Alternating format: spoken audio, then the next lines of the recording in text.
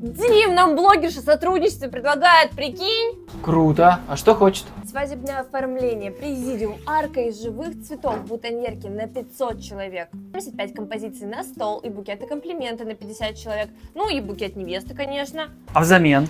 Подпишись.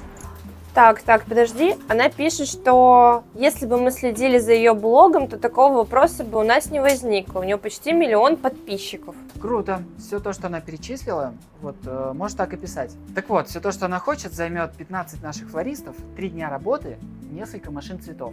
Итого вот такая получается примерная сумма. Это минимальная граница. Ого. Так что она предлагает взамен? Написала пару отметок в сторис. Саш, как ты считаешь, нам это выгодно или нет? Вот и я так думаю.